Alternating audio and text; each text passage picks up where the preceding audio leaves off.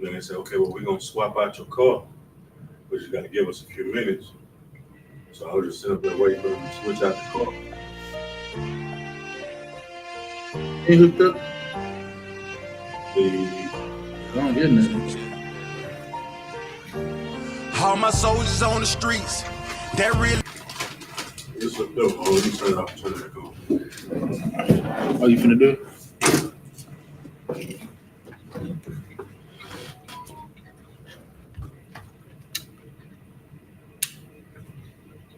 Oh, you talking about for a song or something? Yeah.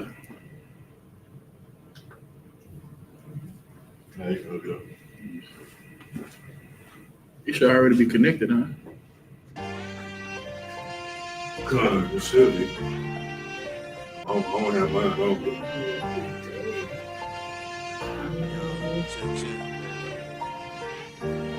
All my soldiers on the streets, that really get it all the pain that you seen, I can feel it.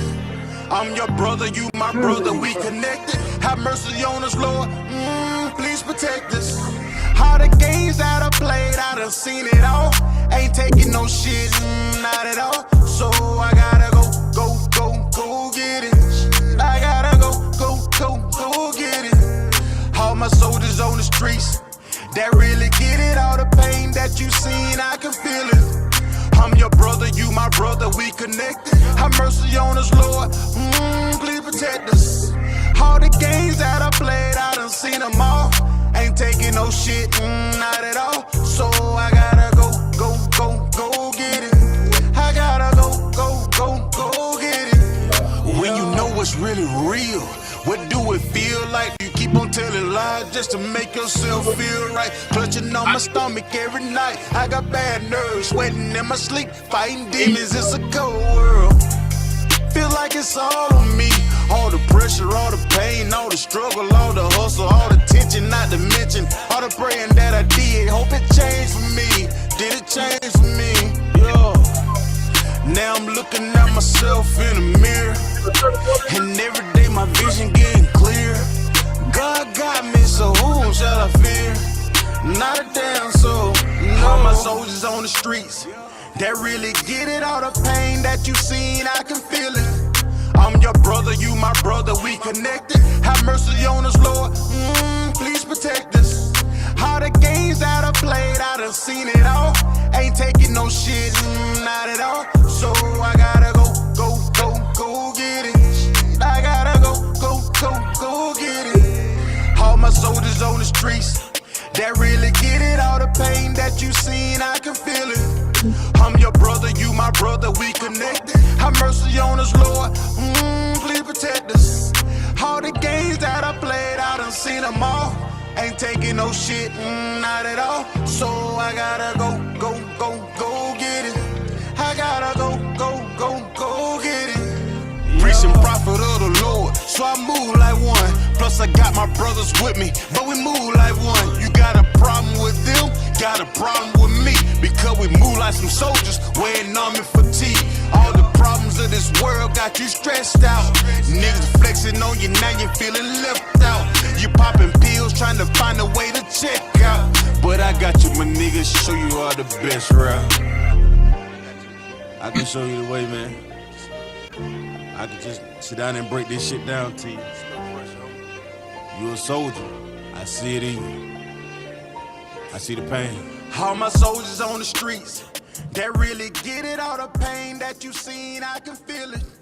I'm your brother, you my brother, we connected. Have mercy on us, Lord, please protect us. All the games that I played, I done seen it all. Ain't taking no shit, not at all.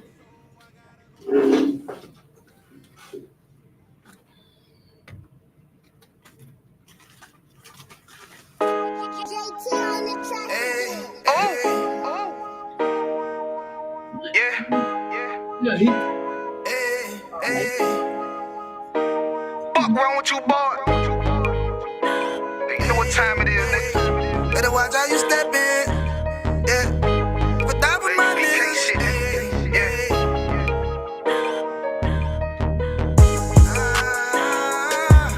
I'm in yo. Got my nigga Rewan with me. Put that with my niggas to the beat.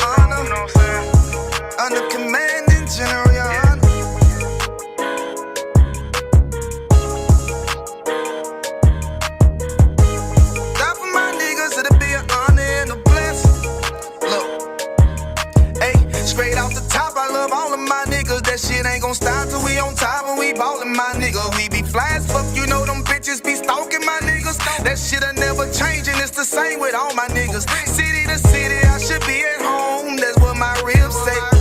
But bitch, I'm grown. I'm in these streets and closed caption. Niggas know we bout that action. If a nigga play with me, then my Hakim gon' let him have it. Hey, thank you the shit, this truth the shit. Nigga play, I let that Ruger hit.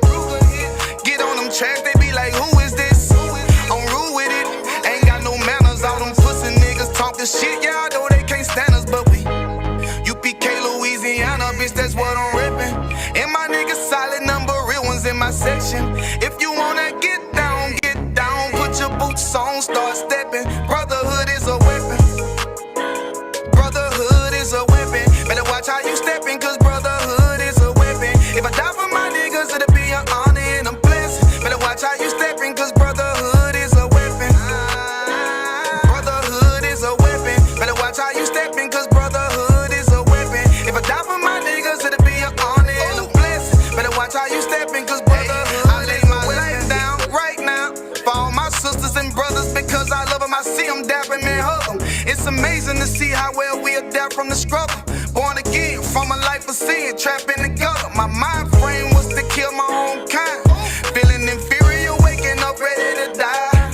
Run with them killers, so it's just a matter of time. For why take your life or let you take mine? That's when I realized the slaves killing slaves while the white man live to get old. We in them graves, and shit got me feeling played. I opened the Bible, went through them records, found out we was royalty, a nation to be respected. But in this world we rejected, we hated for our complex. Still fighting to get accepted. We hear the truth and reject it, but love is getting corrected. And all my niggas correct me. The commandments, the foundation we erected. Brotherhood is a weapon. Brotherhood is a weapon. Better watch how you steppin', cause brotherhood is a weapon. If I die for my niggas, it'll be an honor and a blessing. Better watch how you steppin', cause brotherhood is a weapon. Brotherhood is a weapon. Better watch how you steppin', cause brotherhood is a weapon. If I die for my niggas, it'll be an honor and a blessing. Better watch how you steppin', cause brotherhood is a weapon. Hey, hey. Hey, hey. Hey, clap it up, man. All right, let me just double check all these levels real quick. Let's make sure everything is good. Okay. All right, let's do the Lord of Hand one time. This is the Sunday Scripture Breakdown class. Again, this is Israelite School of Universal and Practical Knowledge. Started out of 1 West, 125th Street, Harlem, New York, under commanding General YAHANNA. And the title today is Brotherhood Being a Solution. And we're gonna go to the beginning of the Bible. We're gonna go to Genesis.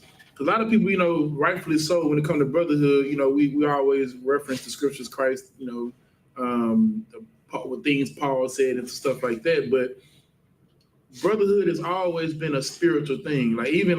So some Christians teach that the law is like the carnal thing to do, and it's more spiritual to follow Christ. Well, Paul said, I know that the law is spiritual, but I am carnal. There are spiritual things in the Old Testament. There are even circumcision of the heart. It's in the Old Testament. You know what I'm saying? So I wanted to go to the Old Testament and lay the foundation of the brotherhood that you see here today. You know what I'm saying? Here in the UPK. Let me 1 second. We're going to go to Genesis 37:1. So I don't know how many people know this story. When I was reading through it, I knew this story. But I didn't know it I didn't know all the detail that was in it. And we're gonna talk about when and Captain Cesario and Captain Contazar, they joke about this all the time about how Judah sold Joseph. And which is shout out to the Cross the Line, man. This is probably the second greatest show in Israel, behind Commander Yohanna's show. And And shout out to the Round Table of Truth too. They creeping up. You know what I'm saying? They had an excellent episode this past Friday. But Captain Tazariak and Captain Katazar, they always joke, right? Captain Tazariak always tell Captain Katazar, well, you know Judah sold Joseph. And then Captain Katazar be like, yeah, y'all came back begging for food stamps. So it's always something I've heard. But when I was looking it up, I felt like it was a deeper lesson that could be taught in this, you know what I'm saying? With how, as brothers, we should deal with one another. And there's so many groups today, even in the past, that you know, started out with good intentions. Like Captain Zara always references, you know, the Black Panthers, you know what I'm saying? Or Malcolm X and the Nation of Islam, and how, and at some point, even the Civil Rights Movement, that it started out so pure and you know, about Black people. With the lack of brotherhood, all of it fails.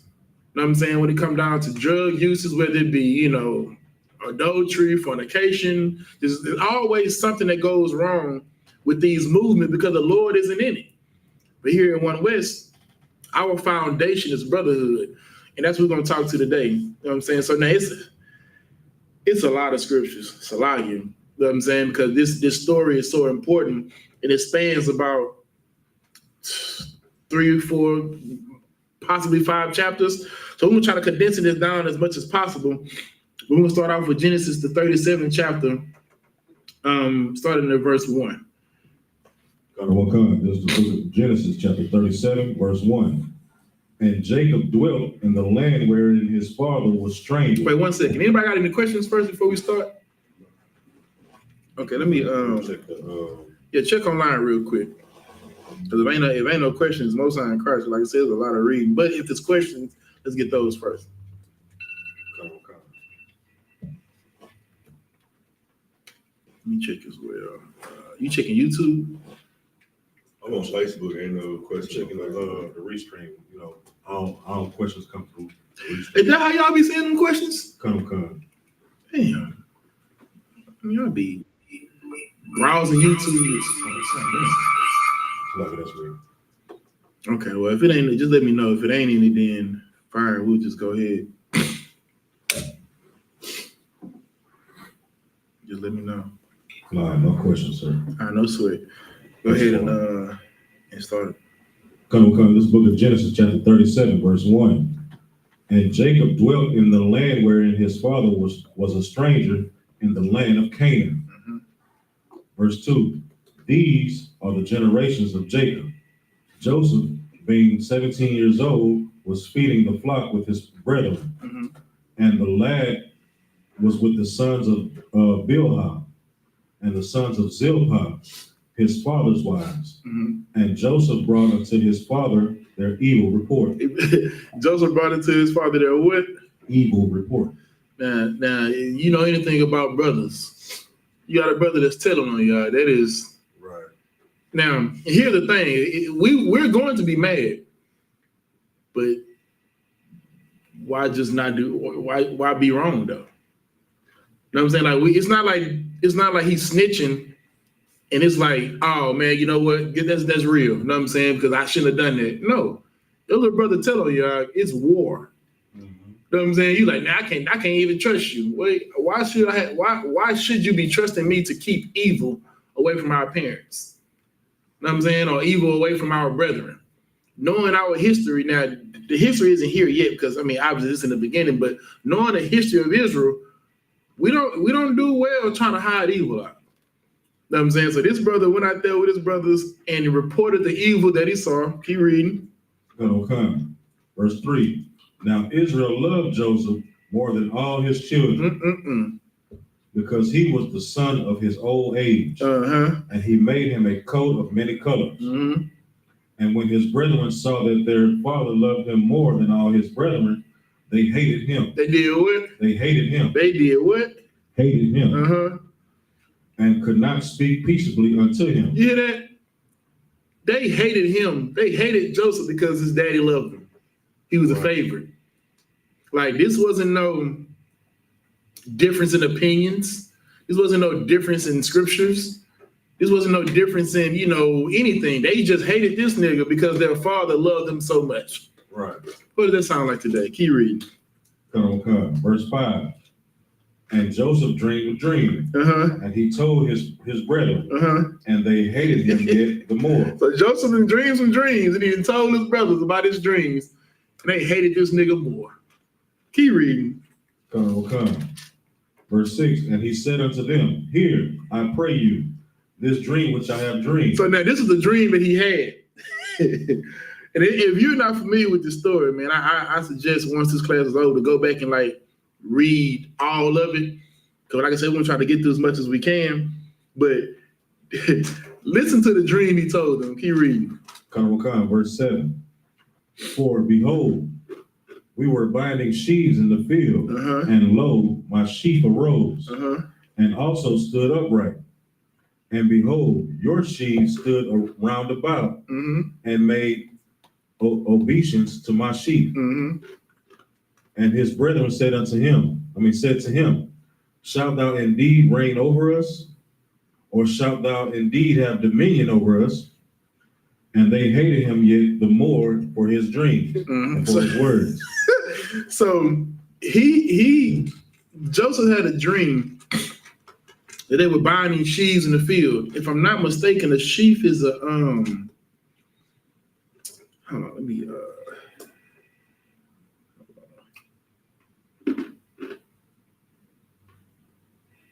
a bundle of grain stalks. You know what I'm saying? So it's a kind of like a hay stalk or something, maybe grain stalk, something like that. Look, I'm not a farmer. You know what I'm saying? But so this is a dream he had that they were all binding their sheaves, and his sheaf arose and stood upright. And behold, all y'all niggas' sheaves was under that. Keep reading. Come. Verse 7. And his brethren said, verse 9. No. Go read verse 8 again. Come. Verse 8. And his brethren said unto him, Shalt thou indeed reign over us? Said what? Shalt thou indeed reign over us? So now he come and tell them this dream that he had about his stalks rising to the top, and all your little stalks were in obeisance to me, meaning in obedience or servitude unto me. And this is what they asked him. Shall you indeed reign over us? Keep reading. Come. Or shalt thou indeed have dominion over us? And this is a question they're asking him. Like, so what? You supposed to be the one in charge? You supposed to be the one to rule? Who's supposed to follow you now because of some dream you had about sheaves? Right. Keep reading. Come. And they hated him yet the more for his dreams. And what else? His words. And for his words.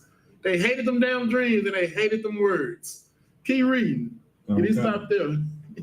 Verse 9.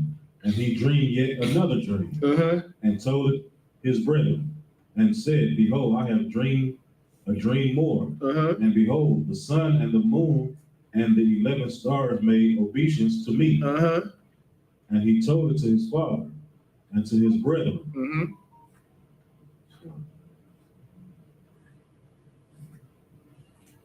And his father rebuked him and said unto him, What is this dream that thou hast dreamed? Shall I and thy mother and thy brethren indeed come to bow down ourselves to thee, to the earth? And his brethren envied him. Right. But his father observed the same. His brothers did what? Envied him. And his father did what? Observed the same. His father observed it. First he rebuked him.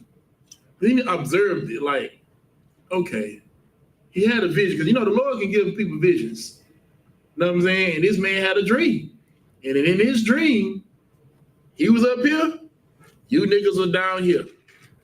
The father didn't like it, but he observed it. But the brothers, they hated that nigga for that. Oh yeah, they hated that nigga for that. Keep reading real quick. Come. But what verse you at right now? 12? Come. Drop down to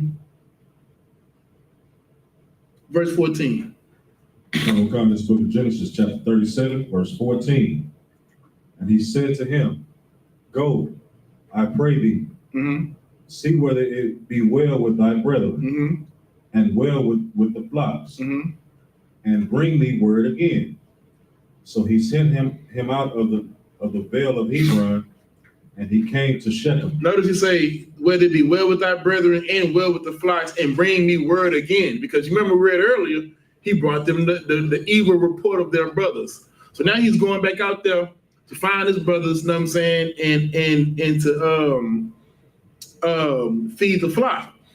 So drop down to verse 17. Okay. This is the book of Genesis, chapter 37, verse 17. And the man said, they are departed hence, for I heard them say, let us go to Dothan. And Joseph went after his brethren and found them in Dothan.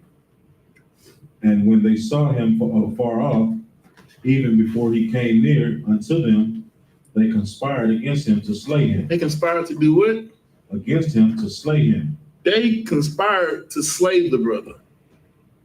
I mean, goddamn, listen, I know, I got a little brother, and I could definitely understand, you know what I'm saying, how pesky a little brother could be, especially when they snitching. Right. Like, I remember when I was younger, I used to, I was bad. You know what I'm saying? So I would do things and go places where I wasn't supposed to be or supposed to be doing. And I remember my grandmother would send my little brother to come find me. And she knew who I was, well, at least he knew who I was.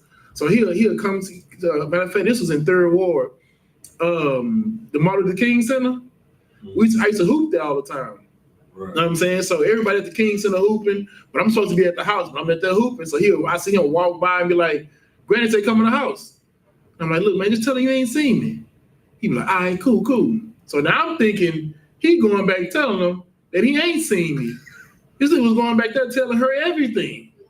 Telling her the goddamn truth. Right. Oh, I'm talking about, man, I just, now, figuratively speaking, I wanted to unalive this nigga for that. Right. You know what I'm saying? And we talking about in 1997, 98 or something like that. We talking about over 3,000 years ago, they little brother snitching on them. They sought to kill this nigga behind that. Nigga, that is a little extreme. You know what I'm saying? Keep reading. Verse 19. And they said to one another, behold, this dreamer cometh. Nah, brother. We talking about black people. We talking about black people and the patronizing voices we would use. I need you to use this right here.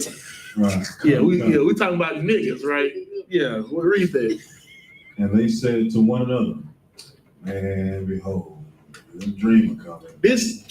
Behold, the dreamer cometh. Right. The nigga who be dreaming all the goddamn time. Right. The one who had the dream about his sheep arising to the top, and all our sheep just down here just chilling. The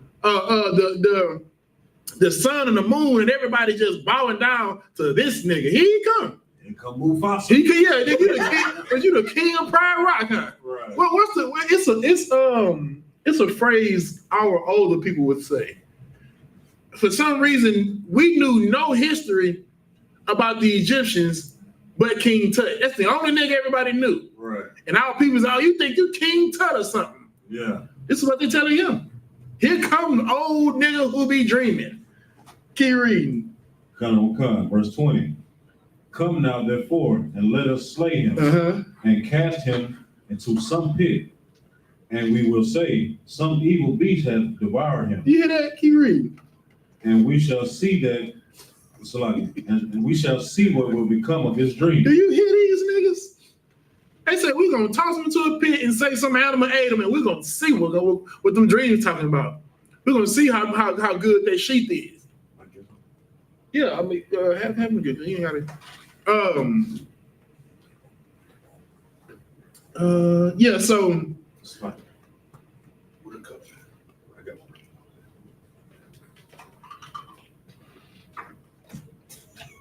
Finish reading that though. Want to continue with 21? Yes. This is Genesis chapter 37, verse 21. And Reuben heard it, and he delivered him out of their hands, and said, "Let us not kill him." Read 22, and we're gonna drop and go and go a little further into the story.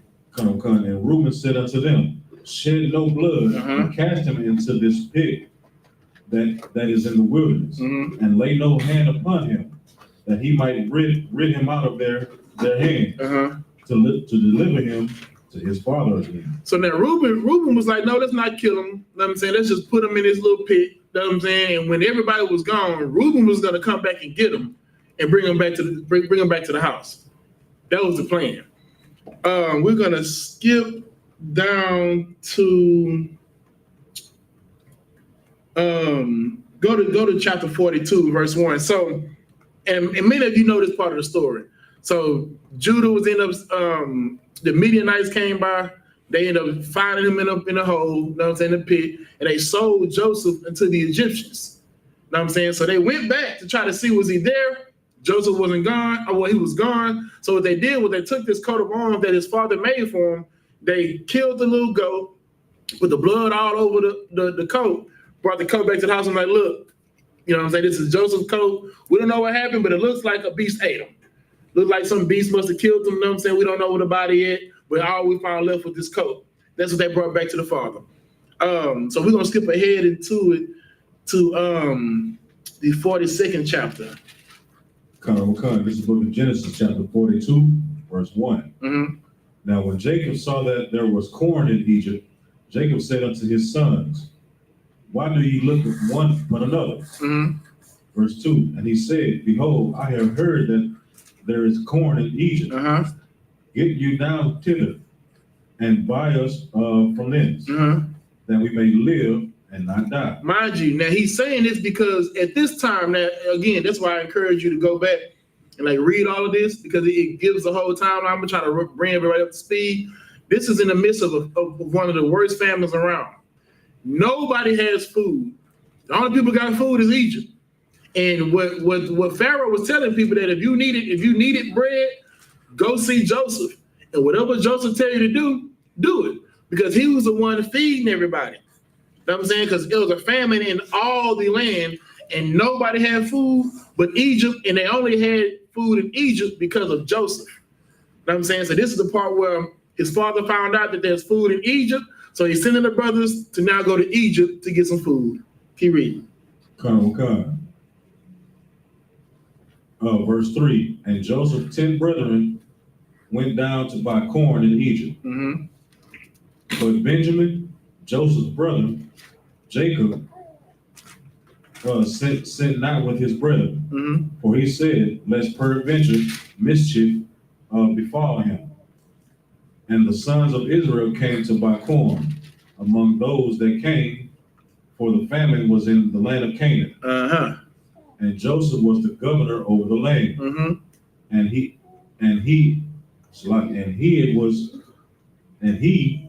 was that sold to all the people of the land. You hear that? So now Joseph is the governor of the land, and it's him that's selling all the food to everybody. So if you want to eat, you got to come to Egypt to eat, and you got to come see Joseph, because he's the one selling all the food. Go ahead. And Joseph's brethren came and bowed down themselves before him with their faces to the earth. They did what now? Bowed down themselves before him with their faces to the earth. What does that sound like? That's humble right there, brother. Right. They bowed down to this brother with their face to the earth. Doesn't sound like the old dream of dreams anymore. That pride that they had. Now they starving. They starving and they're about to die. So they going to Egypt to buy some food. Keep reading. Verse 7. And Joseph saw his brethren, and he knew them, but made himself strange unto them, and spake roughly unto them. He did what? But made himself strange unto them, and spoke roughly unto them. Now, go ahead. And he said unto them, Whence come ye? And they said, From the land of Canaan to buy food. So now this is Joseph seeing his brothers. But since he's been sold, they don't recognize him. Somebody say made himself stranger to them. They don't recognize who he is. But he recognized these niggas. Know what I'm saying? So he asked them, where they coming from and what they here for. They tell you they're coming to buy some food. Keep reading. Come, verse 8. And Joseph knew his brethren, but they knew him not. But they knew not him. Right. Verse 9. And Joseph remembered the dreams which he dreamed of them, and said unto them, Ye are spies. Stop. Now, Joseph remembered the dreams. Remember, he said that the sheaves were taller, the sun and the moon, the stars, and everybody was in obeisance to him, meaning everybody was bowing down and serving him like he was the leader. And then he just seen his brothers that they didn't recognize him, but he recognized them. And they were bowing down to him with their face to the earth. And he remembered that dream. And he remembered what now, I don't want to get ahead. Yeah, so he remembered that dream. And because he remembered that, he thought, I'm going to teach these niggas a lesson. Remember, they tried to kill him. Right. Then they sold him. Know what I'm saying? So these ain't some brothers that dealt righteously with him. He's away from his family, away from his father, in a strange land with people that are not his people because of what his brothers did to them. Had he ordered them to be killed, some would say that's justice. I mean, don't the law say, now this was before the law was written down to where there was a priesthood to enforce these laws, but an eye for an eye has always been there. Right. A tooth for a tooth has always been there. You do something to me, I got the right to do something to you. And here it is, this brother being trespassed by his own brethren, and now the tables is reversed. So now he thought, I'm gonna teach these niggas a lesson. So he spoke to them roughly and accused them of being spies. Keep reading. To see the nakedness of the land ye are come. Meaning to come and see the vulnerabilities of our land. Know what I'm saying? Like you send the spies over there first to see where the weakness is at, and then you bring the army through to defeat them. This is what he accused them of because he knew, and Egypt is a superpower. So by me saying that y'all are spies, this is going to be something that's going to be taken seriously and dealt with swiftly. Keep reading. Verse 10, and they said unto him, Nay, my Lord. They said unto what? Nay, my Lord. Nay, my Lord. Oh, it's his Lord now. Right. Oh, it's Lord now. Nay, my Lord. Keep reading. That nay is capitalized right here, so they stretched it like, Nah, my G. Y'all spies. Nah, brother. I put that on Joe, put that on my dead brother. Right. I'll put that on everything, my Lord. That's not what we here for. Keep reading. Verse 11. We are all one man's sons. We are true men. Thy servants are no spies. Whose servants? Thy servants are no spies. He's saying, look, your servants are we servants of you. Right. We're not spies. We're just, what he said, we're just a man and 12 sons. Right. That's all we are. We're not no spies. Drop down to read 13. He was already there. Keep reading. Verse 13. And they said, Thy servants are 12 brethren, the sons of one man in the land of Canaan. And behold, the youngest is the day with our father. It's like the youngest is this day with our father, and one is not. And one is what? Not. Now remember, Israel sent his sons to Egypt to buy food. 10 of them went. One stayed home. Where's the other one? Right there. But what do they think he's at? Dead. They just said it. Know what I'm saying? One is at home, thither, and the other, he's not. Meaning he's dead. So we had 12. There's 12 of us. 10 are here. One is at home with Pops. The other, unfortunately, is dead. Come on. Drop that and go down to verse 21. This is the book of Genesis, chapter 42, verse 21. And they said... Start at verse 20. Come to the book of Genesis, chapter 42, verse 20. Wait, okay, and before you say that, right? So now let me skip you down for time's sake. Okay, so now they're telling him that, okay, it's 12 of us, 10 are here, 1 is dead, 1 is at home with the pops. We not spies. Like, we just really out here trying to buy some food because there's a famine in the land. So now Joseph takes it upon himself to give them the opportunity to prove that they're not spies. So one of the things he told them, see if one of the things we skipped. Yeah, so he told them, one of y'all stay here. I'm gonna bind him in prison. The rest of y'all go back and go get the little one and then bring the little one here so I can see that it's really your father and just 11 brothers now because 1 is dead. So this is what they said after he told them that. This is start at verse 20. But bring your youngest brother unto me, so shall your word be verified, and ye shall not die. And that's what I just said. So he told them to bring the youngest brother, and if you follow all these instructions, then I would know that y'all are not spies because they're so desperate to prove that they're not spies. Keep reading. And they did so. Verse 21. And they said one to another, we are verily guilty concerning our brother, and that we saw the anguish of his soul when he besought us, and we would not hear. Therefore is this distress come upon us. Verse 22. And Reuben answered them, saying, Spake I not unto you, saying, do not sin against the child? You hear that? Because remember, Reuben told y'all not to kill him. Right. He said, don't do this. Keep reading. Come. And ye would not hear. Therefore, behold, also his blood is required. You hear that? Now they like, this is the revenge for what we done. For what y'all did, I told y'all not to do it. I told y'all, do not kill him. Now, full circle, this is the price we got to pay. This is the revenge or what is required of us that we have to pay for the actions that we did. Now our little brothers have to pay for that.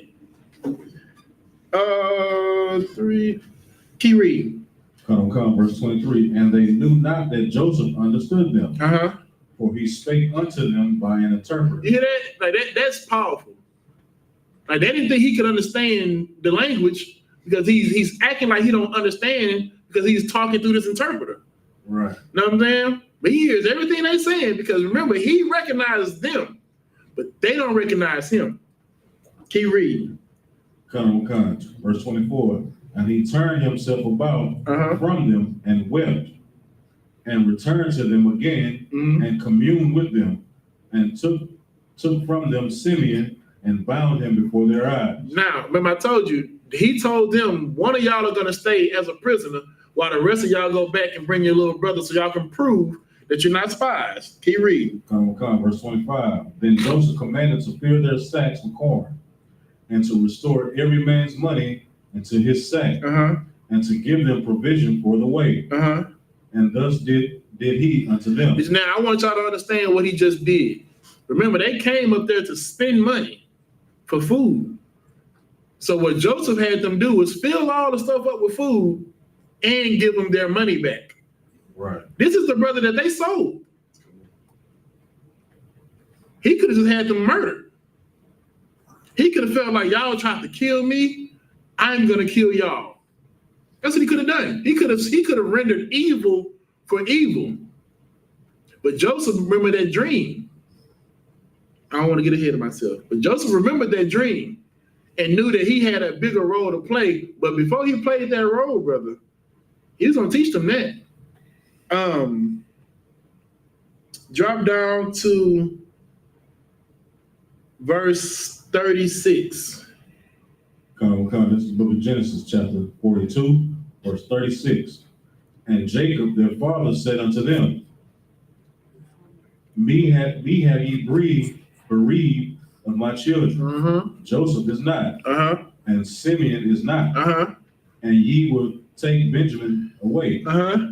And these things are against me. You hear that? This is the father. He's saying Joseph's dead. Simeon is locked up. And y'all coming here to get Benjamin? Now imagine you being Judah, Gad, Isupk, Know what I'm saying? Naphtali, Manasseh. No, not Manasseh, because I think by this time, they don't even know Manasseh. Manasseh and Ephraim are Joseph's kids. So Reuben, Naphtali, Zebulun, Gad, Issachar, Levi. Of course, Benjamin's already there. Judah. You know what I'm saying? All that. They're all in front of the pops. And he like, Simeon, he's gone. Well, he's locked up. Joseph, he's dead. And now y'all coming to get Benjamin? Like, all of these things are against me. Keep reading. Verse 37. And Reuben spake unto his father, saying, slay my 2 sons, if I bring him not to thee. Deliver him into my hand, and I will bring him to thee again. So Reuben is saying, listen, you can kill my sons if I don't bring him back. Know what I'm saying? Like, give me Ben, I'm going to deliver him back to you. Keep reading. Verse 38. And he said, my son shall not go down with you, for his brother is dead, and he is left alone. If mischief befall him by the way in the which ye go, then shall ye bring down my gray hairs and with sorrow to the grave. Israel is like, look, one dead, one locked up, and you trying to get the youngest. What if some mischief befall him and he doesn't, and he don't make it? Right. Like you're literally going to kill me behind my kids. Know what I'm saying? So now,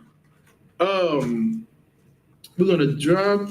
We're gonna go to chapter 43 and read verse 1. Start at verse 1 rather. Come. This is the book of Genesis, chapter 43, verse 1. And the famine was sore in the land. And it came to pass when they had eaten up the corn which they had brought out of Egypt, their father said unto him, go again, buy us a little food. And Judah spake unto him, saying, the man did solemnly protest unto us, saying, ye shall not see my face, except your brother be with you. Remember now, this is who said this? Judah. Judah telling Israel, look, we'll go back. But the man we buy food from said we couldn't buy no more food until we brought the little brother back with us. He don't want to see us if we don't have him, because remember, they were accused of being spies. Drop down to verse 6. Come.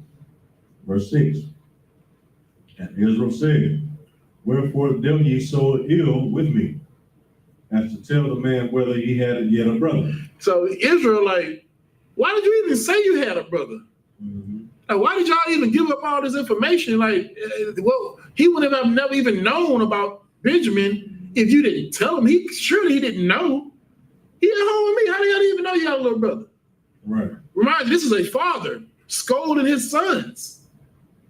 Just like we would do anybody. You got a son. And his son come back and say, hey, Pop, listen, I got into some trouble. Why use me? I got into some trouble. And they say, look, the only way I get out of it, we bring Lil Yachty. And then how the hell do you even know about him? Come on. Right. Like, not only did you get into some trouble, you ran your mouth. About your little brother? Like, what's the number one thing black people tell their kids? Shut your mouth, don't talk to strangers. Stay at home, but stay at home, stay at home. Stay at home, stay at home. Don't talk about none of the business going on in this house. Come on. Now, a lot of it is due to some stuff that shouldn't be happening. You know what I'm saying? Like some molestation going on. But still, we teach, hey, listen, what goes on in this house is our business. That's back over 2,000 years ago. Israel, like, nigga, how they even know about your little brother? You know what out there and told them? Keep read the next verse. Come, verse 7.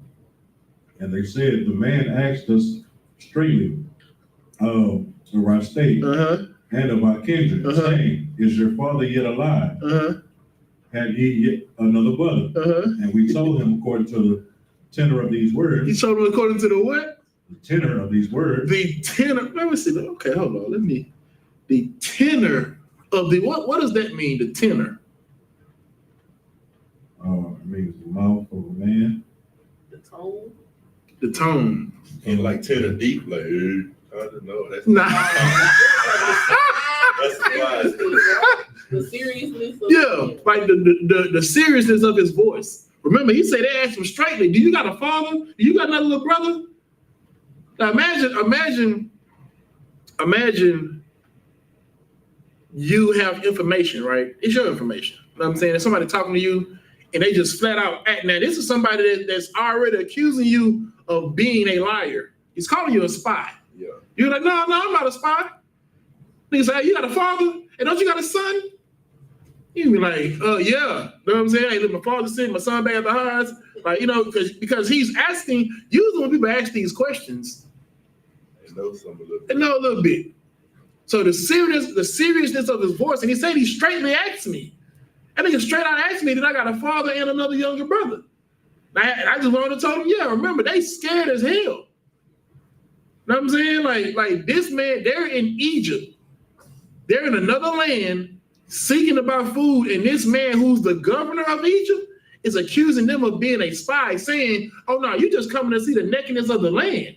You just coming to scout so you can come over here and war and take over? So these niggas is farmers, sheep and goat and cattle herders. They ain't warriors. You know what I'm saying? So they scared as hell. Hell yeah, they was like, yo, we got a daddy over here, he's sick. Got a little son over there, you know what I'm saying? We cool. They trying to get the heat off of them. And Israel like, well, why the hell would you tell them this? And they like, well, listen, he asked us straight out. Keep reading. God. Verse 8. No, jump down to verse 11. Book of Genesis chapter 43, verse 11. And their father Israel said unto them, if it must be so now, do this. Take up the best fruits in the land in your vessels and carry down the man a present, a little balm and a little honey, spices and myrrh, nuts and almonds. And take double money in your hand, and the money that was brought again in the mouth of your sacks. Carry it again in your hand. Peradventure, it was an oversight. Pre-adventure, it was an oversight. What did he just say? Let me see if you caught that. What is he talking about? Why is he saying it was what was the oversight? You don't know? Okay, remember when they got back home, they had the food and what? Money. They had the money and the yayo. Right. You know what I'm saying? You took the money was to buy food. You got the food. How do you get the food and the money? That must mean you stole it. Right. But they like, nah, we didn't steal it. Like, we came home, we checked our bag, we got all the food we went to buy, but we still got all the money we got. And now we gotta go back. So Jacob was like, look, take double. And the money that you came back with, take that with you too. Pre-adventure, whatever happened was just an oversight. Listen, he's better than me. You know what I'm saying? Because if my job overpaid me, a couple $1,000, I'm withdrawing. You know what I'm saying? It might have been an oversight. I didn't see it. I thought I heard it. You know what I'm saying? I checked my account. I figured y'all was, somebody at the door? I saw somebody. Okay. Yeah, so from now, it wasn't an oversight for me. Maybe an oversight for you, but it's gone now. But that's what he's telling them. Like, look, like any father would, who knows that you came back with the money I gave you. Obviously, it was a mistake somewhere. So look, take double the money and take this money that you and bring that with you too, because whatever happened last time was surely an oversight. So he's expecting to really pay for the last purchase as well as what they're trying to buy now.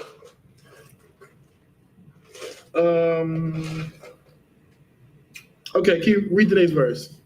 Verse 13, take also your brother and arise, go again unto the man. So now he finally gave in and was like, okay, go ahead and take your brother. You know what I'm saying? Here go the money, here go the spices, take these gifts to him, and then here go your brother. Drop to verse 16. Genesis chapter 43, verse 16. And when Joseph saw Benjamin with them, he said unto the ruler of his house, bring these men home, and slay and make ready, for these men shall dine with me at noon. Verse 17. And the man did as Joseph bade, and the man brought the men into Joseph's house. And the men were afraid. The men were what? Afraid. Because they were brought into Joseph's house. Now remember, last time they was here, they bought food. They had the food and the money. Now they're coming back with their little brother, and now this time they're in Joseph's house. Brother, it's getting scary now. Break some spy, blase. And now you done brought me into the house. I might not be making. Remind you, Pops already don't want us to come. I had to convince him, you know what I'm saying, to let us get the brother, because without the brother, we ain't getting no more food. And guess what? Who's still here? Simeon. Right. So they're afraid. It's like, just to paint a more modern picture. You know what I'm saying? Just say, for instance, you were a drug dealer, you're a nickel and dime person, and some dope come up missing on the street, and then you get called into the plug's house. You never met the plug, never been to the plug's house. You know what I'm saying? Now you thinking, oh dang, you nervous. You go into the plug's house, you see all these bodyguards everywhere, people you ain't never seen, and they call you into the house. You think you're about to die. Mind you, he already accused you of being the feds. Right. He already thought you was a narc. You know what I'm saying? And now he wants a meeting at the house. Right. And you got my little brother? And you got my little brother? One of my brothers, and I gotta bring my little brother. Right. Bro, that's a scary predicament to be in. Right. Go ahead. Verse 18, and the men were afraid because they were brought into Joseph's house, and they said, because of the money that were returned in our sacks at the first time we brought in. You hear that? That's why they thought they like, look, the money that we end up keeping, that's the reason why we in the house now. He might think maybe we didn't pay him, or maybe we stole the money from him. That's why he's calling us in the house. That's the reason why we're in here now. So they are terribly afraid at this point. Keep reading. That he may seek occasion against us and fall upon us and take us for bondmen and our asses. Good night. Read. Go to verse 20. Verse 20, and said, "Oh, sir, we came indeed down at the first time to buy food. And when it came to pass, when he came to the end, that we opened our sacks, and behold, every man's money was in the mouth of his sack, our money in full weight, and we have brought it again in our hand." And drop down to verse 26. And this is now they're trying to explain to him, like, look, the money we came with, I don't know how it happened, but when we got home, we had all the money. Everything, all of us that had money, in our sacks, and food and all that, all the money we used to get the food from you, somehow we ended up with it. We don't know how, but we brought that back. You know what I'm saying? Like this is them trying to make whole on the mistake that they assumed that they made. They're trying to make good on the mistake that they assumed that they made. Go ahead, read verse 26. Verse 26. And when Joseph came home, they brought him the present which was in their hand into the house, and bowed themselves to him to the earth. Verse 27. And he asked them of their welfare, and said, "Is your father well? The old man of who ye spake, is he yet alive?" And they answered, "Thy servant, our father, is in good health. He is yet alive." And they bowed down their heads and made obeisance. And made what? Obeisance. Yeah, it seems like that dream kind of coming true, ain't it? Right. You know what I'm saying? Keep reading. And he lifted up his eyes and saw his brother Benjamin, his mother's son, and said, "Is this your younger brother of whom ye spake unto me?" And he said, "God be gracious unto thee, my son." What's in Christ? All right, so let's drop down. No, we're gonna go to 44. Go to 44 and start at verse 1. Come. This is the book of Genesis, chapter 44, verse 1. Okay, so now to catch you right back up. So he agreed to sell them some more food. You know what I'm saying? And they talked about, how the money ended. They don't know how the money ended up where it's at, but they gave all the money back and they trying to buy some more food.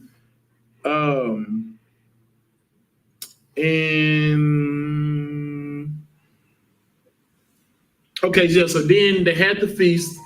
They ate, you know what I'm saying? It was brotherly, blah, blah, blah. So I just want to skip down a little bit. Y'all can read that on your own. Go to verse 44. Come. This is the book of Genesis, chapter 44, verse 1. And he commanded the steward of his house, saying, fill the men's sack with food, as much as they can carry, and put every man's money in his sack's mouth. And put my cup, the silver cup, in the sack's mouth of the youngest, and his corn money. And he did according to the word that Joseph had spoken. As soon as the morning was light, the men were sent away, they and their asses. Verse 4, and when they were gone out of the city, and not yet far off, Joseph said unto his steward, up, follow after the men, and when thou doest overtake them, say unto them, wherefore have ye rewarded evil for good? You hear that? So now, mind you, they just had a big feast. Like I skipped it, but the last verse in chapter 43 says, and he took and sent messes unto them from before him, but Benjamin's mess was 5 times so much as any of theirs, and they drank and were merry with him. So meaning they had an excellent feast. Oh, he threw them brothers a big feast, and Benjamin being his favorite, he gave him 5 times as much as he gave everybody else. Wow. So now they packed their food back up, put the money right back with him.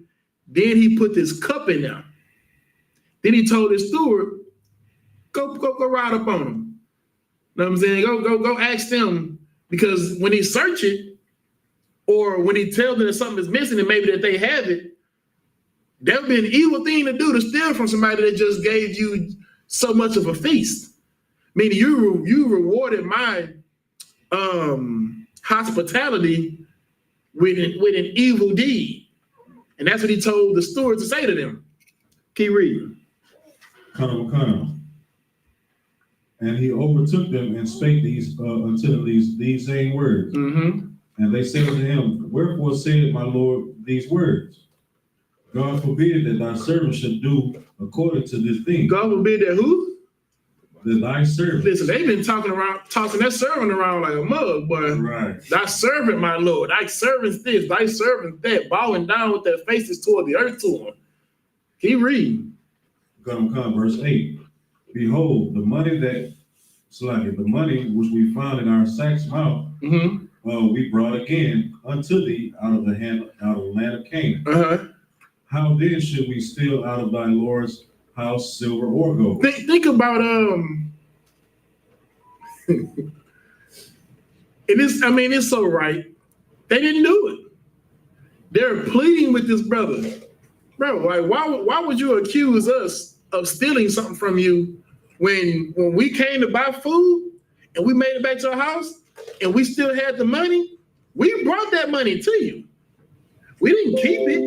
We brought this to you to show, like, hey, I don't know what happened. Maybe it was an oversight, but when we got home, we still had the money. Here you go. You know what I'm saying? To make sure that, our debts are square. So if we would do all of that, why would we take from you? That's what they said. Right. Keep reading. Verse 9. And he said, now also let it be according unto your words. He with whom it is found shall... You read verse 10. Start at verse 9. It's like verse 9. With whomsoever thy servants it be found, both let him die, and we also will be my Lord's bondmen. Now this is them saying, whoever finds it, whoever you find it, we let them die. And we'll be your slaves. That's like a nigga, like, hey, nigga, we ain't got it. Right. But if he got it, kill him, not me. Yeah, but more so, that's how strong we believe we don't have it. Okay. Know what I'm saying? If one of us got it, man, let them die. We'll all be your servants. Right. But we ain't got it. know what I'm saying? Like any nigga would be. Yeah, bring on my mama. Yeah. God can strike me. God can strike me down right strike me down right now. Know what I'm saying? We ain't got it. Read verse 10. Come, verse 10. And he said, now also let it be according unto your word. You hear that? Now also let it be according to whose words? Your word. To your words. That's the coldest one. Oh, on God, no sweat. Right. Yeah, that's why Christ say, let your yays be yay, your nays be nay. Right. Don't say, man, God can take my mama right now. And you find out, those your words. Mm-hmm. God can strike me down. You did say that. Yeah. Can't be mad if you You know what I'm saying? Right. So now by your words, go ahead. Come. He with whom it is found shall be my servant, and ye shall be blameless. Then Then they speedily took down every man his sack to the ground, and opened every man his sack. And he searched, and began at the eldest, and left at the youngest. And the cup was found in Benjamin's sack. In whose sack? In Benjamin's sack. Oh, it was found in Benjamin's sack, brother. And y'all just told me, whoever this was found in would be my servant. Right. This is the same son that Israel was like, you gonna take him too? Right. Go ahead. It's like I made dinner. Reuben say, if I don't bring the Benjamin back, right, you can slay my two sons. Right. Okay. On my kids. On my kids, I got you, Pop. And now the cup is found in Benjamin's bag. Keep reading. Come. Then they rent their clothes and laid it. Then they whoa. Then they rent. You know what rent mean, huh? Tore. They tore all that up because they knew. Right. It was over with. It was over with. It was Benjamin of all people. It's Benjamin did it. Remember he said if any mischief before him. That's how that look a little mischievous to me. So Benjamin went out there and stole something, and now he has become someone's slave because you told the man in the first place that you had a little brother. come on. Keep reading. Come. And laid every man his ass and returned to the city. And Judah and his brethren came to Joseph's house, for he was yet there. And they fell before him on the ground. And Joseph said unto them, what deed is that ye have done? Won't ye not that such a man as I certainly divine? And Judah said, what shall we say unto my Lord? What shall we speak? Or how shall we clear ourselves? God hath found out the iniquity of thy servants. Behold, we are my Lord's servants, both we and he also with whom the cup is found. And he said, God forbid that I should do so, but the man in whose hand the cup is found, he shall be my servant. And as for you, get you up in peace unto your father. Now, Joseph's a cold brother. Remember, he's putting them through the ringer. Right. Remember, Reuben was like, I told y'all not to do that to their brother. Y'all didn't listen. Now this blood is what's required.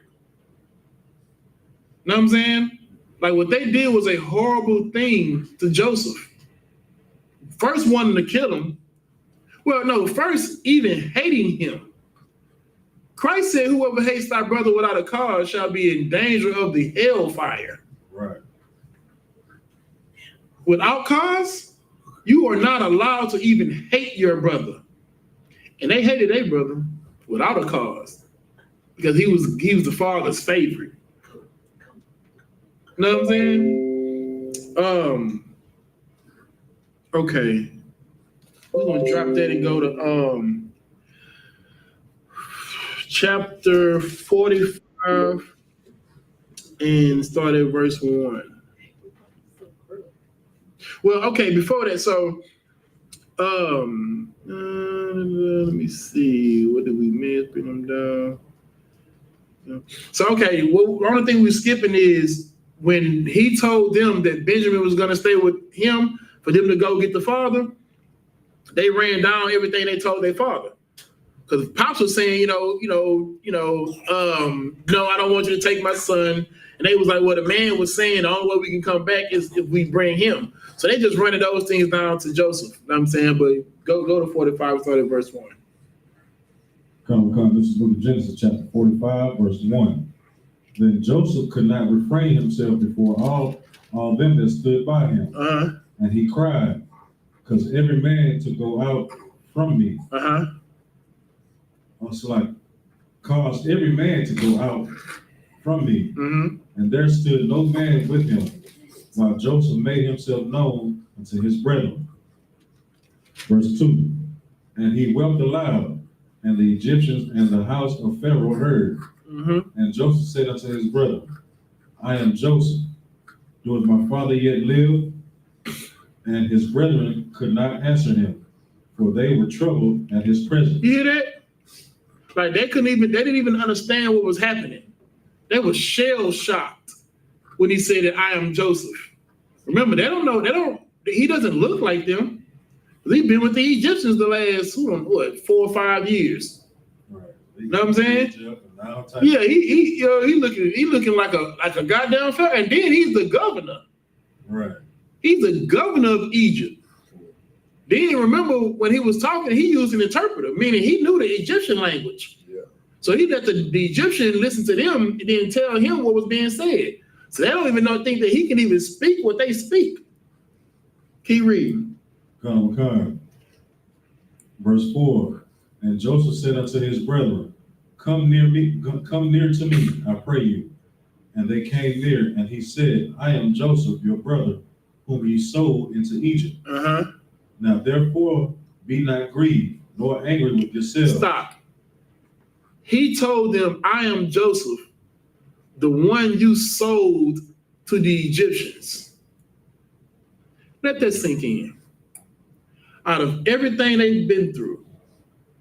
You know what I'm saying? Because remember, they've gotten over Joseph. Right. They refer to him as the one that's not here. Right. It's 12 of us. One's at the house with Pops. 10 of us are right here, and one is no more. You know what I'm saying? And here it goes, the man that's telling him, I am Joseph. I'm the one you sold. The gift that they have right now, brother, is immeasurable. The sorrow and remorse in the hold on. I got a scripture I need you to get at. I need to find it first because I didn't write it down.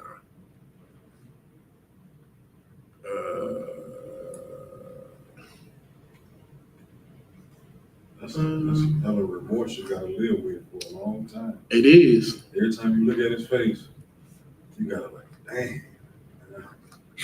Give me joke with the same. Give me Psalms 51 and 17. You ain't gotta go to it, but just hold it. But yeah, so now he's telling them like, yeah, man, I'm that brother. I'm that brother that y'all sold, and the amount of hurt and I mean, you gotta think, not even the rush of hurt, pain, and guilt, but you still have the sensation of discovering that your brother's alive. Know what I'm saying? All hitting you at one time. On one hand, you're so extremely happy that this is your brother, but the other hand, you're so extremely disappointed and upset with yourself because of what you did to him. Right. All of these are hitting them at once. And this is what Joseph elected to tell them. Keep reading. Come. Verse 5. Verse 5. Now therefore, be not grieved. Read it again. Now therefore, be not grieved. Read it again. Now therefore, be not grieved, nor angry with yourselves. This is what a big brother does. You know what I'm saying? Like, Joseph took the opportunity to teach his brothers a valuable lesson in brotherhood. See, there are two types of lessons you can teach. You got a lesson you can teach that someone gets and changes temporarily. And then there's that other lesson Who remember the show Scared Straight? You remember that? And they used to have them little troubled teens in there, and you know, some little 13, 13-year-old boy, nigga, I do whatever I want to do. Nigga, my parents don't run me. You know what I'm saying? Put what you gonna do? Take me to jail. Nigga, I ain't worried about these niggas in here. And then they put you in that cell with that big burly gas. I mean, what my purse at, man?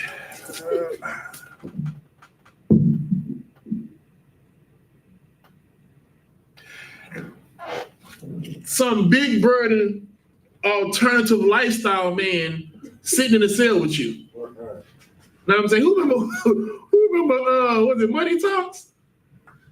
When it was like, oh, he grabbed you like this. Remember he took his shirt off? You said what? I want to say, oh no, that was Friday. Nah. I think it was Money Talk when Chris Tucker was in there with Phase on Love. Oh yeah. You know what I'm saying? No, I got it. What you looking? Oh, and he had, you know, sitting in the cell, got his shirt off and all this thing, holding on to the nigga like, oh, he grabbed you like this. Like, yeah, like Scared Straight, that's what they would do. And they would do something so extreme because that right there stays with you.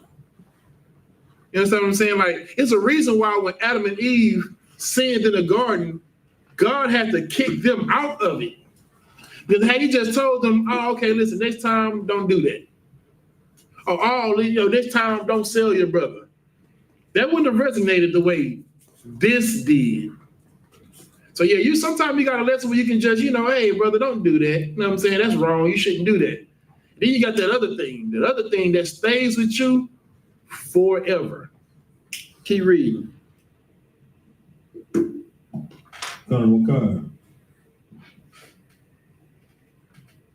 That ye sold me hither.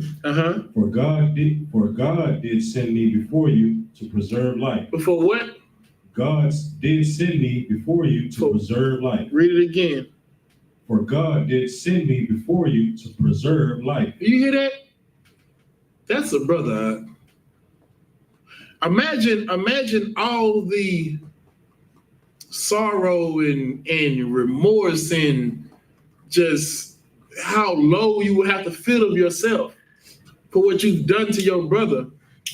And instead of him taking a chance and an opportunity to get revenge, he tells you, God sent me here to preserve your life.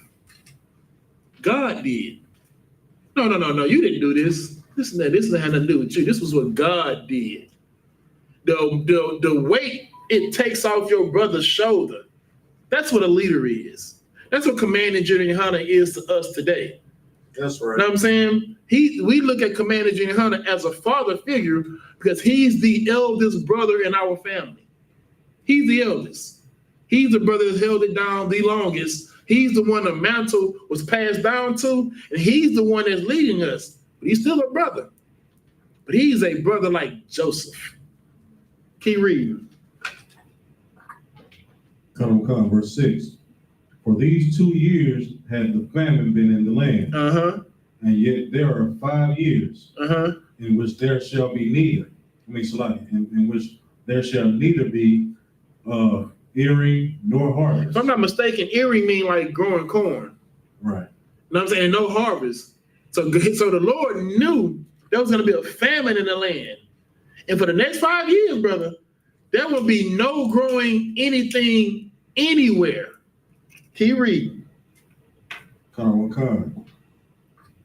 Verse 7. And God sent me before you to preserve you a posterity in the earth. What does that, you know what posterity mean? It means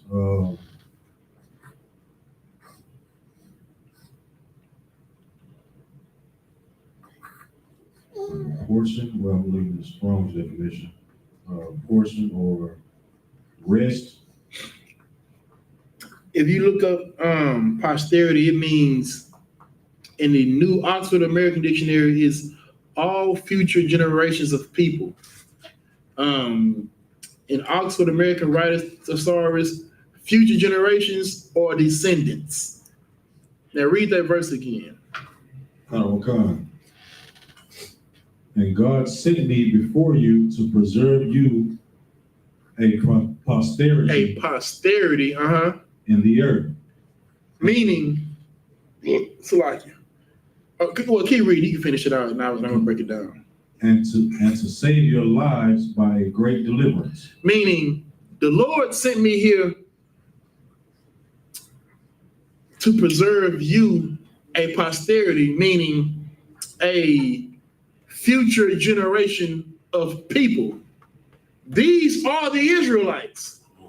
Judah goes on to become the house of Judah, the house of Levi, the house of Benjamin. You know what I'm saying? The 12 tribes end up becoming a nation unto themselves and getting a kingdom and establishing kings, and through which Christ came. Joseph is telling them this back in Egypt. God sent me here to preserve our whole nation. Read the next part. Verse 8. So now it was not you that sent me hither, but read God. It again. So now it was not you that sent me hither. Read it again. So now it was not you that sent me hither, but God. He's telling his brethren, it wasn't you. It wasn't you that sold me. It wasn't you that threw me in this pit and, tried to murder. No, it wasn't you. God did this. Can you read?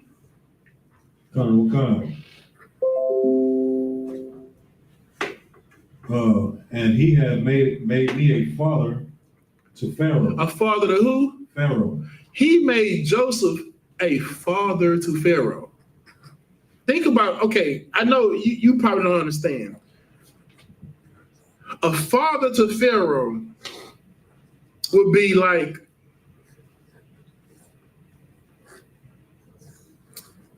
the closest advisor to the president. Imagine that. Imagine your son or your brother is the chief of staff for the president. Know what I'm saying? Go ahead. It's like being a enforcer or something, like hold high rank kind of. It's for sure high, because the chief of staff is not the best example, because you know what a father is. And he's saying a father to Pharaoh. Pharaoh's the ruler. He's the man. He's the king. He's the one in charge. And I'm a father to him. Know what I'm saying? I mean, like, you got your little bros. You got people that you like, this little bro right here. You take little bro on your wing, right? But who is the man you look up to as your father? Pops is a whole different one. Yeah. Know what I'm saying? Right. And the Lord, he said the Lord made him a father unto Egypt. Can you read?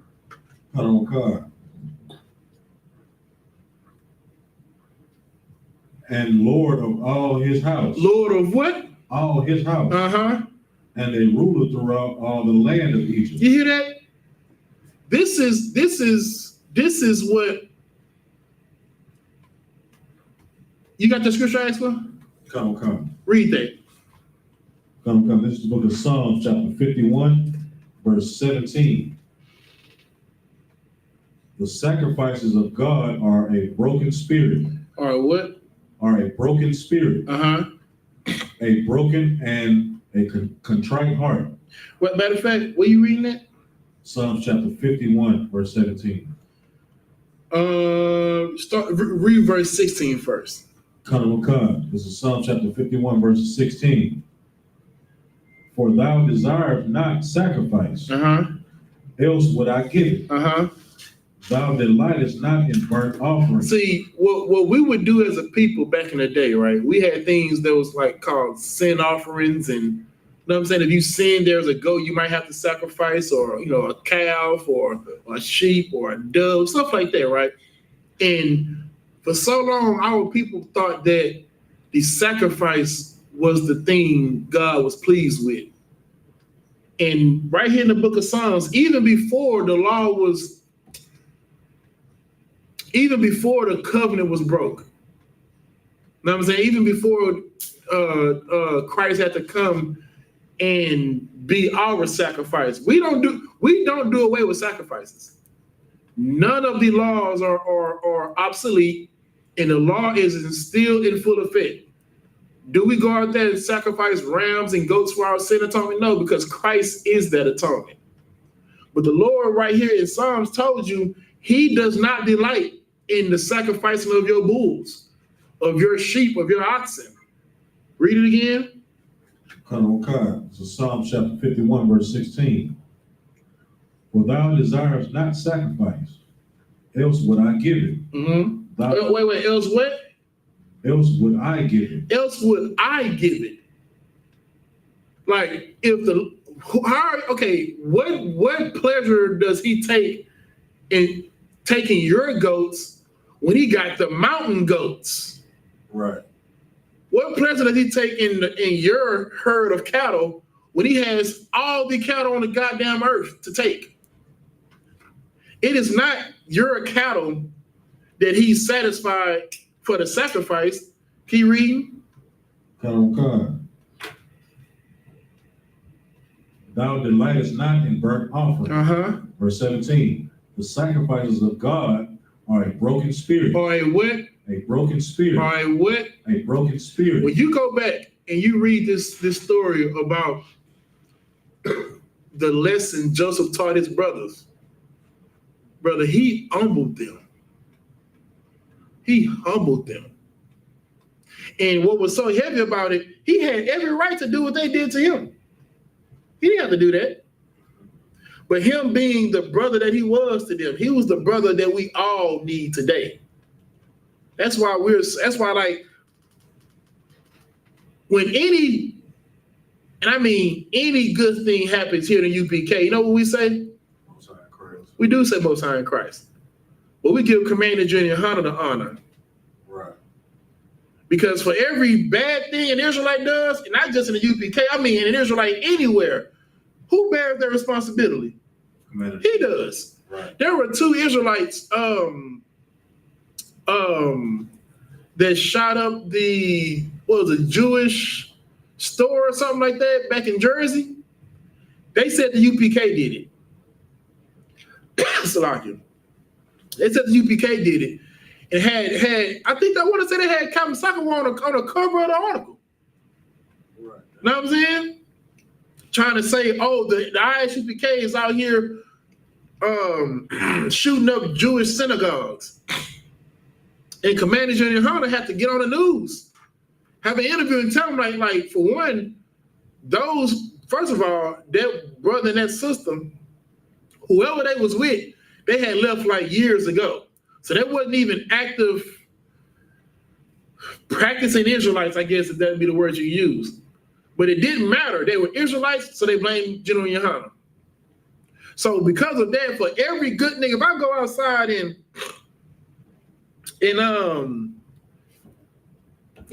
some cop, gives me a bag of money or something, whatever. Know what I'm gonna say? Most High in Christ, man, under Commander Junior Hunter, like he always looking at. Like, for example, hold on one second. When a hurricane hit, like I was able to get a generator from the school.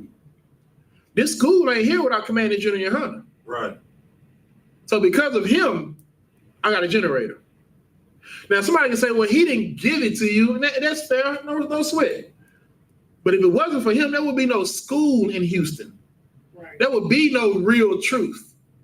Go ahead. Like, basically what you're saying is all his great actions is following great things that's coming. Because if he would have left the school back when everybody else left, it would be no UPK. Be no UPK. Right.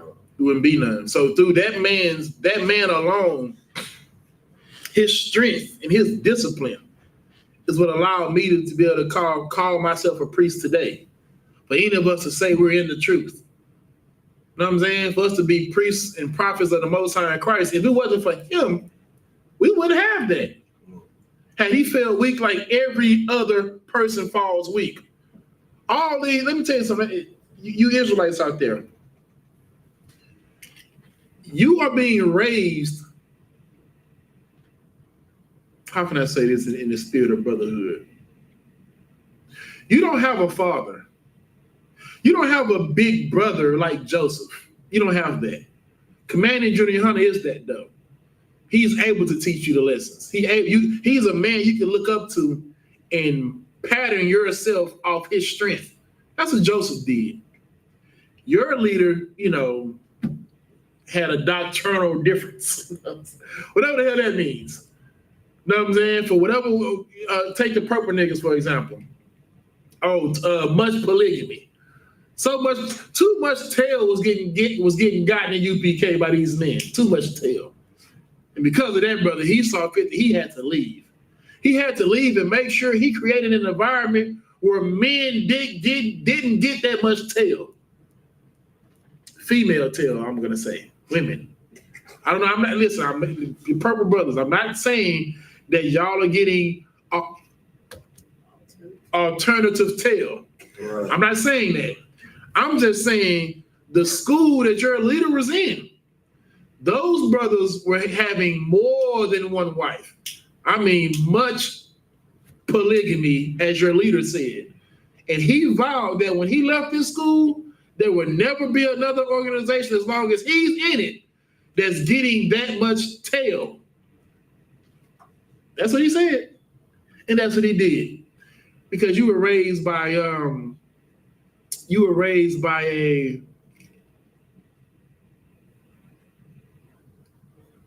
LGBTQ member.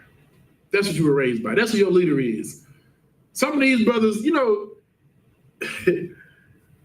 what kills me, like I won't say any names, but there's a brother who says he's been in the truth 30 plus years. Oh yeah, man, I was in the building back when YAHANNA had the building in Harlem or wherever it was at. And I was like, damn.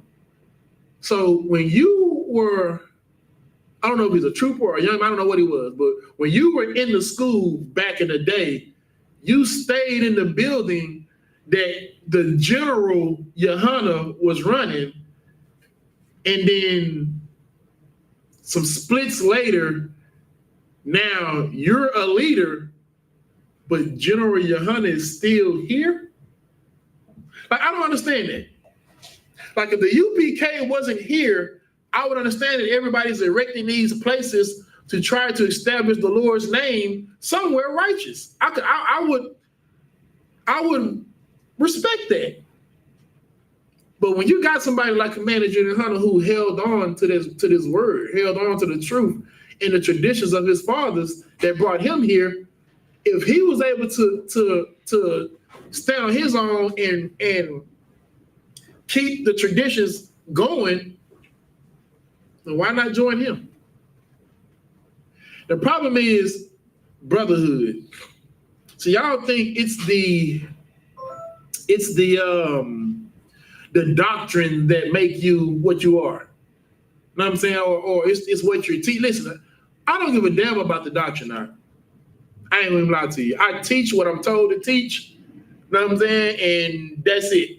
If next week I get a call and they say, hey, look, we're gonna now become the 12 tribes of AI. I'm gonna say, okay, give me a precept, or it's in the book of Mac computers. All right, let me get my highlighter. I'm gonna come here, brother, and I'm going to teach that. Why? Because the 12 tribes of AI means nothing if we hate each other. Nothing. Know what I'm saying? Like, even Christ said this: if you don't believe the words, believe the work. And me, I've seen the work. I know what we've done. You know what I'm saying? For us to take, over 30 men into another country by large convoy of caravans and U-Haul trucks full of goods and clothes and water and food to the Haitians on the border, drive the cartel route and make it out alive. I don't give a damn what we teach. I know the Lord is with it. I know he's with it. So let me see. If anybody got any questions, they They can ask it. Let me see. Check the YouTube real quick. Maybe somebody got a question. And if there's any questions in the room, of course, you can ask it. Go ahead. I'll give you, I heard you say something about they didn't know who Manasseh them was, because that was the sons of Joseph. Right. What does that mean? Okay.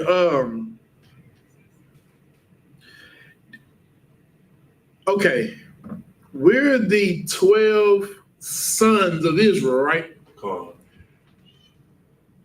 Although that's true, all of us are not the sons of Israel. Some of us are grandsons. Joseph is not a tribe. You know that, right? Manasseh and Ephraim are. Manasseh and Ephraim are Joseph's children. So Manasseh is a grandson of Israel, but Judah is a son of Israel. You know what I'm saying? You following me? So Joseph had Manasseh and Ephraim in Egypt. They were not there yet. Matter of fact, like I said, if we'd have went back and read, it was just too many chapters, but if you'd have went back and read, let me find it for you.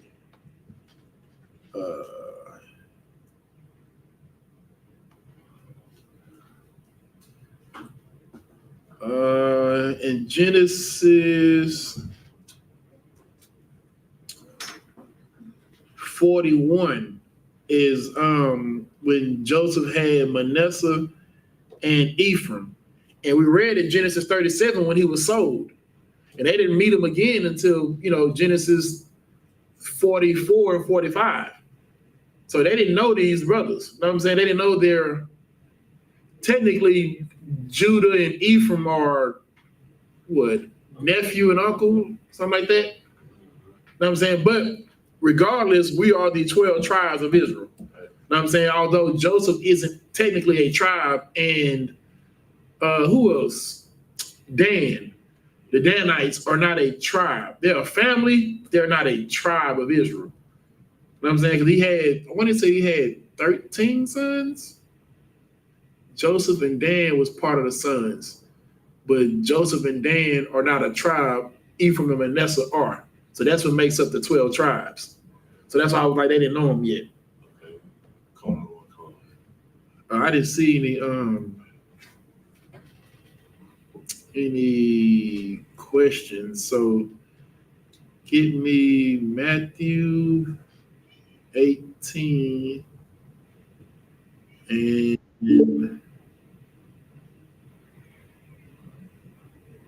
15. And this scripture right here is paramount to this school. Like, I've never, brotherhood and counsel are two words you're going to hear throughout your entire career here. That's all this school is built on, brotherhood and counsel. Brotherhood and counsel. Because without that, we don't have anything. We're the Christian church. We're, fake Israelites. We're the Muslim mosque. You know what I'm saying? We're the Catholic church. We're all of that without brotherhood and counsel. And this scripture right here is the most important scripture in this Bible. And these are red words, meaning Christ said that, our King said this. Read what you got. Come. This is the book of Matthew, chapter 18, verse 15. Moreover, if thy brother shall trespass against thee, go and tell him his fault between thee and him alone. That right there is so powerful. Why? I'm gonna ask you.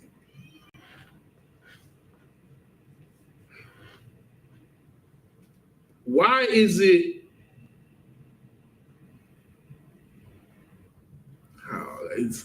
Y'all brothers are so wise. I know y'all gonna get it. So let me try to ask it in a way that hopefully you don't get it. Okay. Why doesn't it say, if thy brother shall trespass against thee, bring it to me?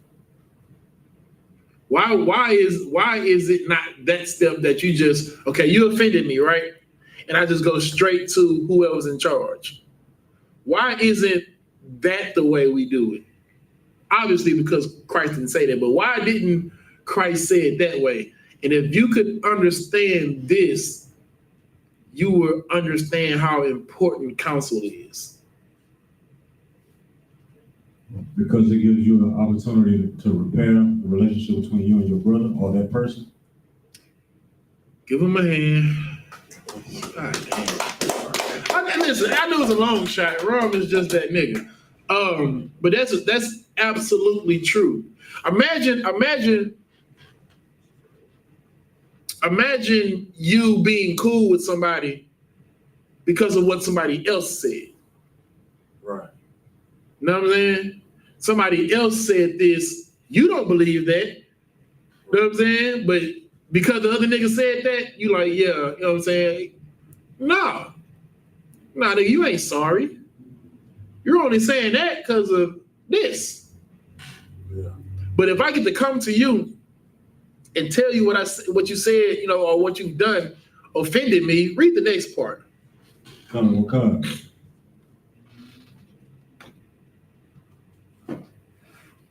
If he shall hear thee, thou hast gained thy brother. You hear that?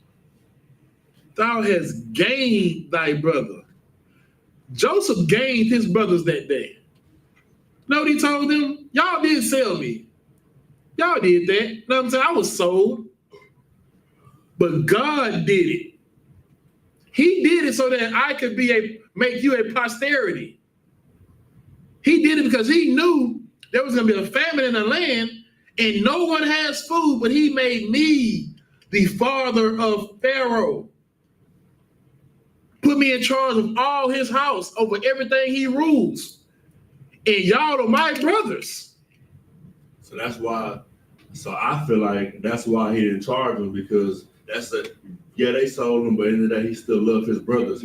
That's why he keep asking about his little brother that he see not there, asking about his father, and that's why he sent the food for free, because it's like, at the end of the day, even though they sold him, he still got love for his brothers. He absolutely does. Give him a hand. He absolutely does. And think about what that does for their relationship. Because we sold you, went back to our father and lied. And instead of you seeking revenge on us, you showed me brotherhood. Not only did you show me brother, you taught me what I did was wrong for number one. We knew what I did was wrong. But then Joseph did something even greater. He took the guilt from them by saying, you didn't do this. God did it. When the scriptures say that the Lord requires a broken and contrite spirit,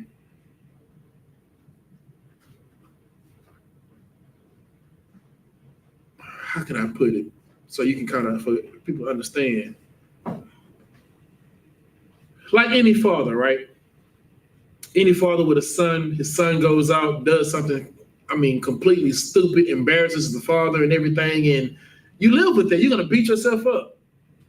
And then you got that father who takes you under the wing and says, I knew you was going to do that.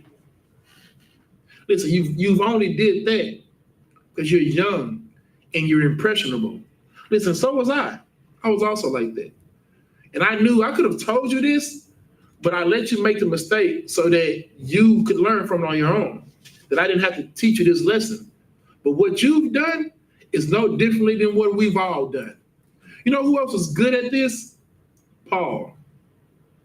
Paul would tell you this, there hasn't been a bigger sinner than me.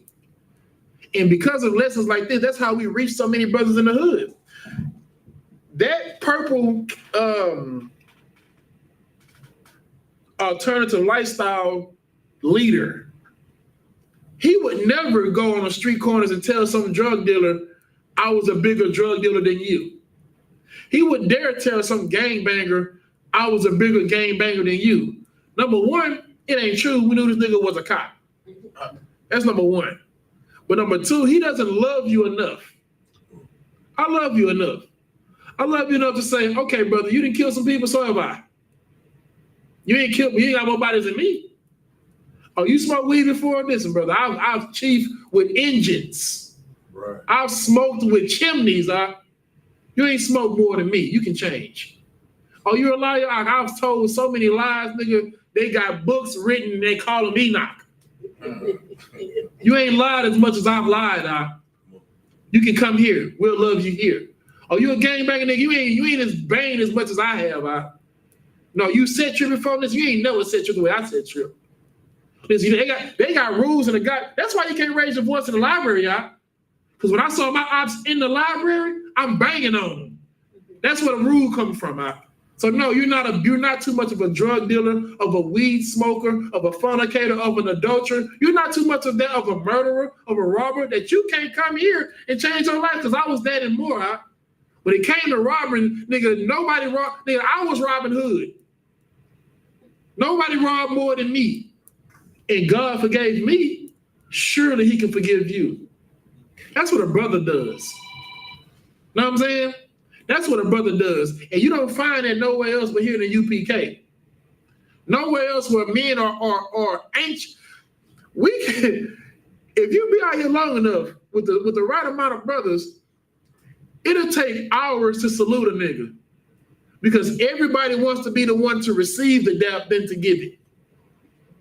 A nigga will lay on the goddamn ground out and put his fist on top of the pavement so you can't get under that. So you have to give him the dap. That's the brotherhood that's here. Know what I'm saying? And that's what we're reading these scriptures. Go ahead. So like if I may, that's like the situation that happened with us, who happened with me. All y'all know the situation about what happened. Y'all could have been like, nah, brother, stay over there. You came, let's stay. Y'all was like, hey, you see what happened? And so I'm telling you to stay here. And it was still a brotherhood. It wasn't like, and you got messed over, now go get out because you shouldn't have left. Right. Y'all still open the doors and like, come. Right, and here's the thing, and it's beautiful that you brought that up because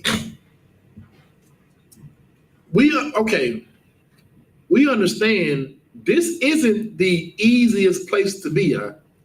Listen, if you're coming to be an Israelite, wear some fringes, regardless of where you put them things, regardless of where you put the fringes. You want to be an Israelite, wear some fringes, teach the Bible. You can go anywhere.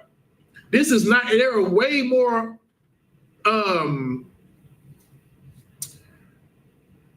accepting places than this place. This place ain't for the brother who just wants to put on fringes and teach the Bible. Here, we're striving.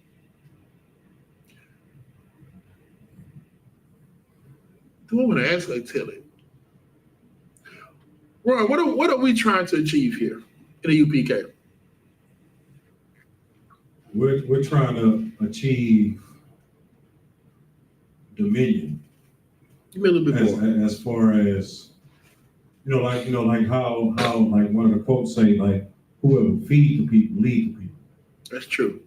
So, we strive to be in a position. I don't want to say the Christian quote, being that number. Okay. You know what I'm saying? But we're trying to be a part of that 144. Give him a hand. I was waiting, but I was trying to see if you're gonna come around to it.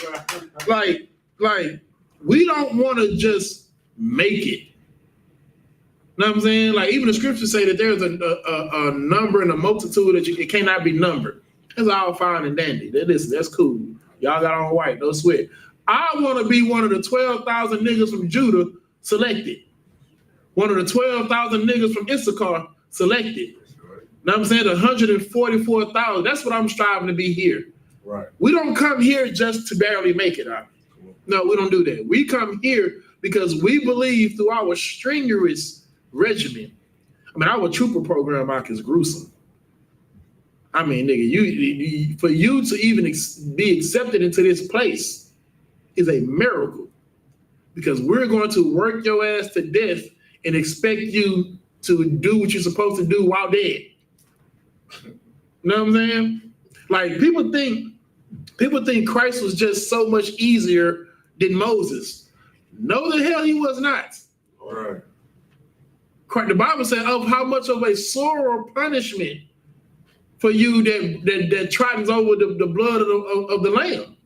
Paraphrasing, of course. Like Christ came to increase the law. Moses said, you can't kill your brother. That's it.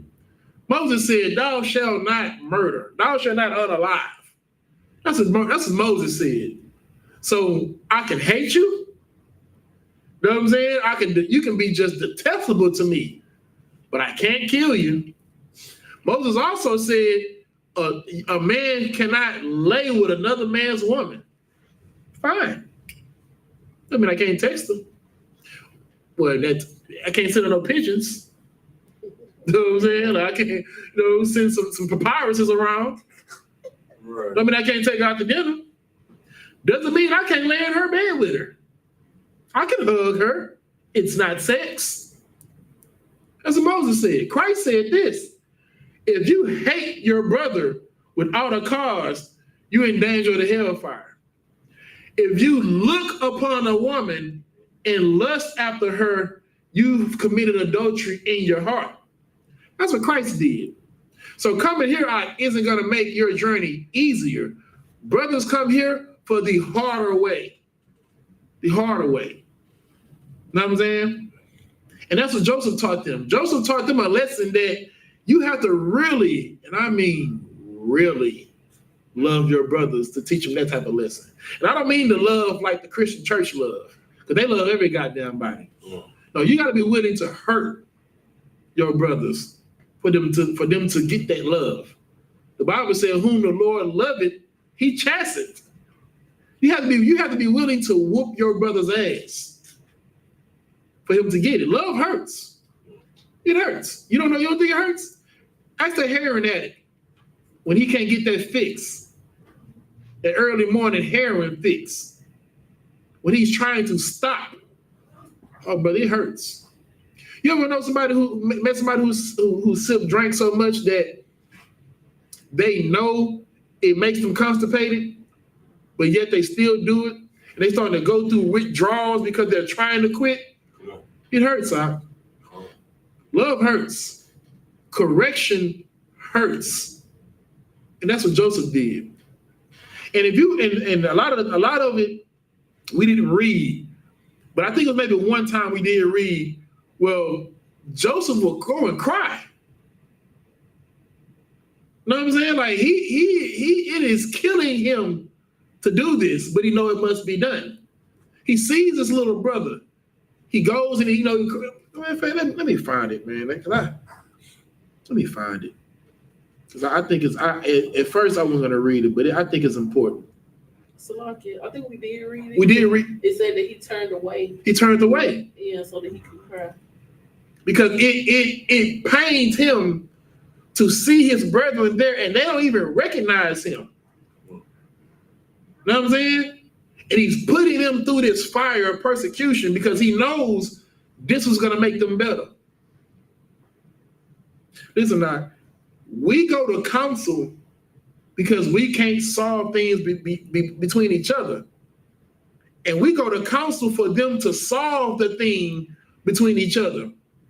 Not for you to say, oh, they said I was wrong, I don't believe it. No, like counsel is a mirror. And see, early on, I guess I can admit to this. Early on, I didn't know what counsel really was. I thought counsel was like snitching. You know what I'm saying? And I used to discourage you. Like, brother, because you would think about like in the hood, like, we sell our own shit. Okay. Oh, tell the nigga on me, like, you know what I'm saying? Like, that's, bro, no, we ain't doing that. We're gonna handle this our own way. But that's what led me to all the problems. Thinking I was wise enough to solve my own. Well, we have a big brother here. And he teaches us how to solve our problem because we're all a family. In the world, we didn't problem solve because we needed to remain family. No. Usually, nigga, whoever lost the fight was the one who was wrong. Now imagine some, UFC nigga coming to the truth, and now no one in the school can whoop his ass. So I guess every time he get into somebody and win, he's right. Right.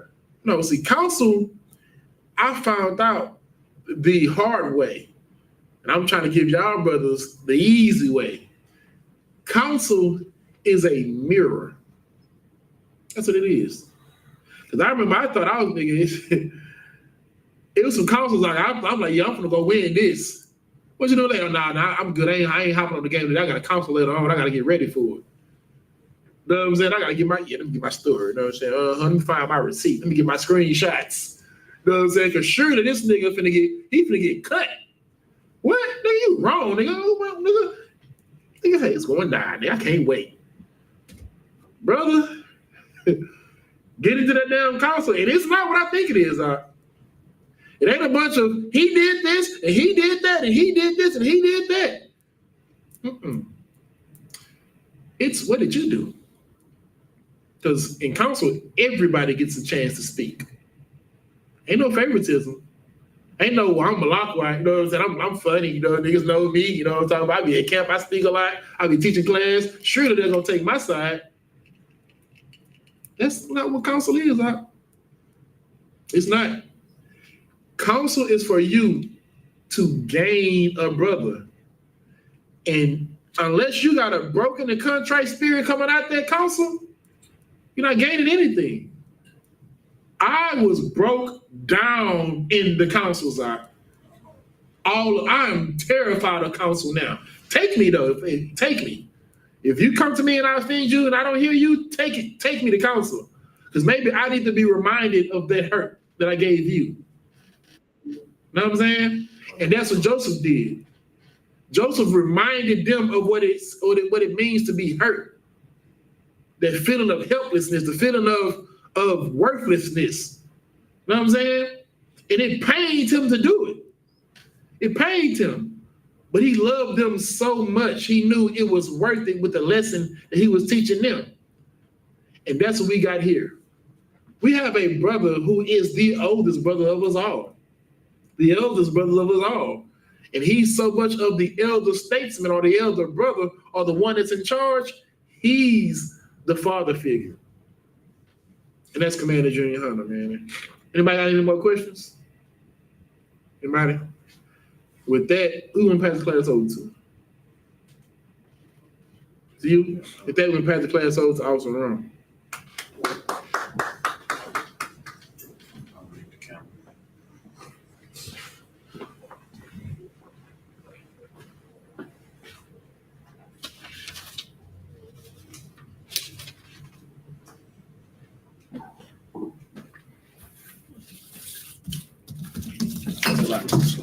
You need to list of the announcements. You got the announcements? Come. Okay. No. We are the I.S.U.P.K. Start out 1 West, 125th Street, Harlem, New York. Rule for new brother and sister.